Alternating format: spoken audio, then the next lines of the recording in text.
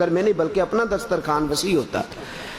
تو نبی پاک صلی اللہ علیہ وسلم نے میزبان کو یہ حکم دیا، حضور نے فرمایا کہ ایک دن پرتکلف کھانا کھلاؤ مہمان کو۔ ایک دن سے مراد 3 وقت کا کھانا ہے، صبح دوپہر اور شام، پرتکلف، اور ہو سکے تو مہمان کی مرضی پوچھ لو کہ تم کیا کھانا پسند کرو، اور مہمان جب آئے تو اس کی ضروریات کے بارے میں پوچھ لیں کہ آپ ابھی سوئیں گے، بیٹھیں گے، لیٹیں گے، کہ کس طرح آپ کی طبیعت مانتی، پوچھ لیں، ضروریات کا خیال کریں۔ اور ایک دن پرتکلف کھانا، اور اپنی گنجائش میں رہ کے جو اس وقت آپ کے پاس ہے اس کے اندر رہ کے پرتکلف کھانا ایک دن کھلائیں، اور 2 دن جو بعد کے ہیں، 3 دن مہمان ہے وہ آپ، جو اگلے 2 دن ہے وہ جو روٹین میں گھر میں پکتا ہے وہ لا کے مہمان کے آگے رکھیں، اور چوتھے دن اگر مہمان رہے تو میرے نبی نے فرمایا 3 دن وہ تیرا مہمان تھا، چوتھے دن بھی اگر تو اسے کھلائے گا تو اللہ تجھے صدقہ کرنے کا ثواب عطا فرمائے گا۔ چوتھے دن بھی اگر تو اس کو کھلائے گا تو رب کریم تجھے صدقہ کرنے کا ثواب عطا فرمائے گا۔ میرے رسول کریم صلی اللہ تعالی علیہ وآلہ وسلم نے ارشاد فرمایا، جو شخص نماز قائم کرے، رمضان کے روزے رکھے، تیسرا فرمایا حج فرض ہونے پر فوراً ادا کر لے۔ کتنی چیزیں ہو گئی جی؟ پہلے نمبر پہ نماز پابندی سے پڑھے، زکوٰۃ صحیح ادا کرے، اور رمضان جب حج فرض ہو جائے تو فوراً، اور چوتھے نمبر پہ فرمایا مہمان جب بھی اس کے گھر جائے خوش ہو کے آئے۔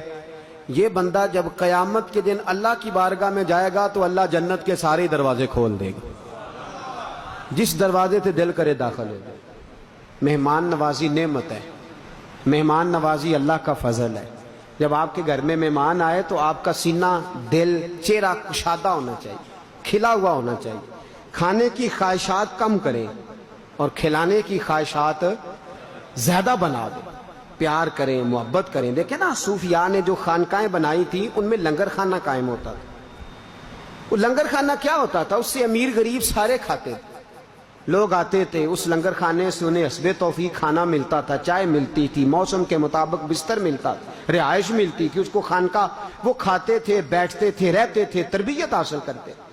خانقاہ اسی کا تو نام ہے کہ وہاں اللہ کے بندوں نے ساری ضروریات اپنے سالکین کی، مریدین کی تربیت جن کی کرنی ہوتی تھی، ان کی ساری ضروریات کا وہاں خیال رکھا جاتا۔ مہمان نوازی ہوتی تھی۔ مہمان نوازی سب سے پہلے جو شروع فرمائی ہے تو حضرت ابراہیم علیہ السلام۔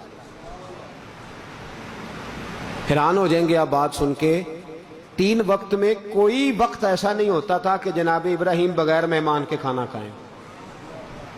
3 وقتوں میں ایک وقت بھی کوئی ایسا نہیں گزرتا تھا کہ بغیر مہمان کے۔ بہت بڑا آپ نے ایک مہمان خانہ بنایا ہوا تھا۔ یہ سارے مہمان خانے کے نام ہیں، اور نبی پاک نے فرمایا جو مکان کی زکوٰۃ دینا چاہے نا، زکوٰۃ سے مراد ہے مکان کو پاک کرنا چاہے، فرمایا وہ گھر کے اندر مہمان خانہ ضرور بنائے، مہمان خانہ ضرور قائم کرے۔ پہلے اس کو ڈیرا کہتے تھے، مہمان خانہ کہتے تھے، صوفیاء جب شروع ہوئے تو خانقاہ کا نام ہو گیا، بعد میں کچھ عرصہ اس کو لوگوں نے بیٹھک بھی کہا، اب ذرا انگریزی کا تڑکا لگ گیا تو لوگ ڈرائنگ روم کہنے لگے ہیں، لیکن اس کا اصل نام کیا ہے؟ مہمان خانہ۔ بولیے گا، جن کو زیادہ نیند آ رہی ہے وہ ذرا بولیں، کیا جی؟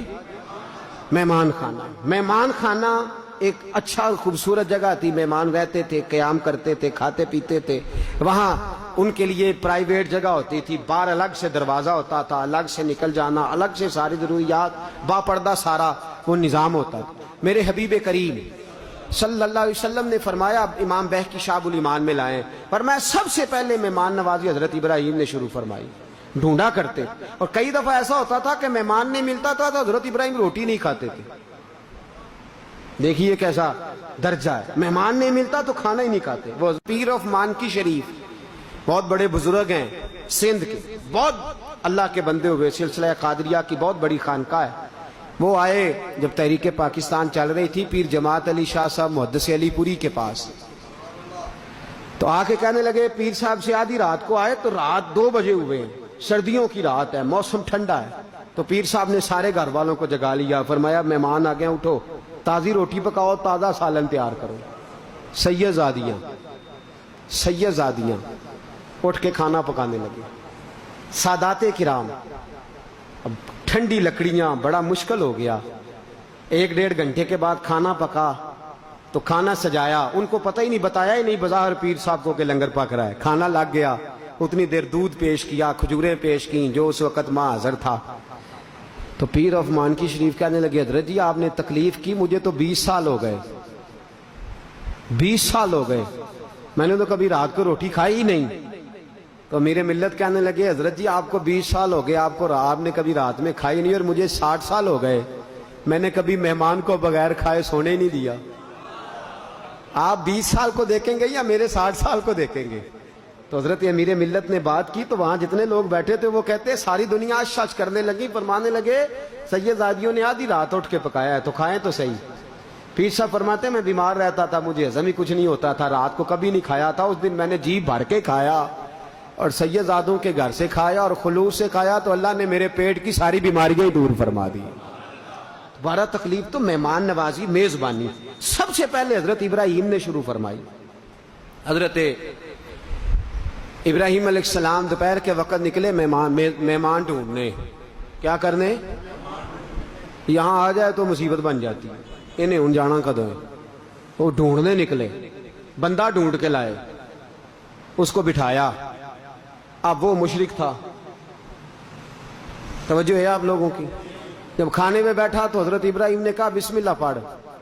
ویسے پڑھتے ہیں نا سارے لوگ بسم اللہ،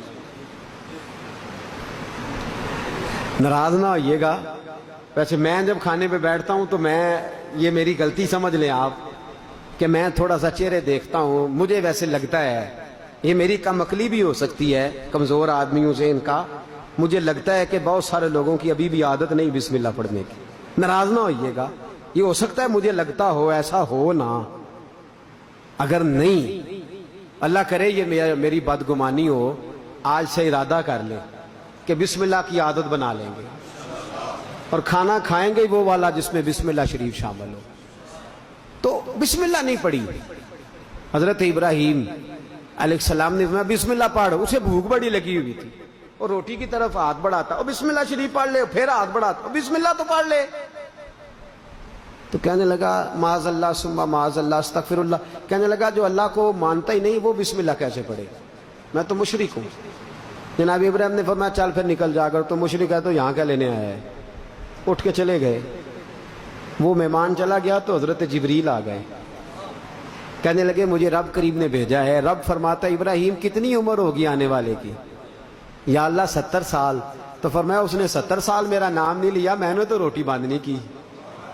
70 سال اس نے میرا نام نہیں لیا، میں نے تو ایک وقت نکاح نہیں دینی. اور ابراہیم تو میرا بندہ ہو کے، پیغمبر ہو کے، ایک وقت تجھے دینی پڑ گئی تو نے کہا پہلے بسم اللہ پڑھ. حضرت ابراہیم دوڑے گئے، پکڑ کے لائے بازو سے، آجا یار پڑھ چاہے نہ پڑھ روٹی تو کھانا. دنیا آوے تے کھا کھا جاوے تے راضی ہوئے بھلا. تو بسم اللہ پڑھ چاہے نہ پڑھ، کھا تو صحیح. وہ کہنے لگا حضور اب میں نے کوئی نہیں کھانی. پہلے بتائیں آپ نبی ہیں، پیغمبر ہیں، پیشوا ہیں امت مسلمہ کے اس وقت، تو آپ میرے پیچھے بھاگے گئے مجھے بلانے. تو حضرت ابراہیم نے کہا تو گیا ہے تو میرے رب کا پیغام آ گیا تھا. اللہ فرماتے 70 سال ہو گئے اس نے مجھے نہیں پکارا تو میں نے روٹی باندھنی کی، تو نے ایک دن میں ہی کہا میں نے نہیں دینی. وہ بندہ چیخ مار کے رویا، کہنے لگا میرے لیے پیغام بھیجا اللہ نے، میرے لیے، میں کہاں اور وہ کہاں، تو کجا من کجا، میرے لیے جو مانتا نہیں. کہنے لگا ابراہیم تیری مہمان نوازی کے بھی صدقے اور رب کی بندہ نوازی کے بھی صدقے، اب روٹی بعد میں کھاؤں گا، پہلے مجھے کلمہ پڑھا دے. مہمان نوازی ہو رہی ہے لوگوں کو. ایک دفعہ کھانا ختم ہو گیا، پورے فلسطین میں قحط ہو گیا. حضرت ابراہیم کی بہت بڑی حویلی تھی جہاں لنگر کھانا بنا ہوا تھا، لوگ کھانا کھاتے تھے. ختم ہو گیا کھانا، قحط ہے، نہ اناج ہے، نہ گندم ہے، نہ پھل ہے، نہ سبزیاں، کوئی شے نہیں. جناب ابراہیم خلیل اللہ علیہ السلام کی طرف مہمانوں نے زیادہ رجحان کر لیا. جن کے گھروں میں کھانا پہلے پکتا تھا وہاں بھی نہیں پک رہا، ڈھیر لگ گیا مہمانوں کا. اور امید لگا کے آئے وہ لوگ کہ چلو یہاں سے تو روٹی ملے گی نا. اب حضرت ابراہیم نے پوچھا تو گھر میں کچھ نہیں. مہمانوں سے کہا کہ بیٹھو کچھ منگاتے ہیں. مصر میں ایک دوست رہتا تھا، آپ نے اپنے غلاموں کو، خادموں کو بلایا، فرمایا اس طرح کرو 10 اونٹ لے جاؤ، بوریاں خالی رکھ لو اور میرے دوست سے کہنا کہ اناج کی بھر کے دے دیں، سنا ہے مصر میں غلہ ہے. وہ لوگ چلے گئے، مصر پہنچے، اس دوست سے بات کی تو اس نے کہا کہ میرے پاس تھا تو بہت پر ختم ہو گیا۔ اب وہ خالی 10 اونٹ خالی آئے۔ حضرت ابراہیم کو پہلے ایک شخص گیا، لوگوں نے مشورہ کیا کہ جناب ابراہیم کو پہلے پیغام دے لیں کہ کیا کرنا ہے، خالی اونٹ لے کے جائیں گے تو مہمان مایوس ہو جائیں گے۔ وہ آئے، حضرت ابراہیم علیہ السلام کو اطلاع دی، کہا جناب کوئی چیز نہیں ملی، اب کیا کرنا ہے؟ تو جناب ابراہیم کہنے لگے خالی نہ لانا بوریاں، ریت بھر کے لے آؤ، مہمان خالی آتے دیکھیں گے تو مایوس ہو جائیں گے۔ دیکھیں نا، یہ ہمیں حکم نہیں، لیکن میرے نبی پاک کی سنت ہے، حکم نہیں سنت ہے، پھر سمجھ لو، حکم نہیں رضا ہے، حکم نہیں رضا ہے۔ میرے نبی نے قرضہ اٹھا کے بھی مہمان نوازی فرمائی ہے، میرے نبی نے اپنی زرہ کو رہن رکھ کے بھی مہمان نوازی فرمائی ہے۔ حضور پر جو قرضہ رہتا تھا کس چیز کا تھا؟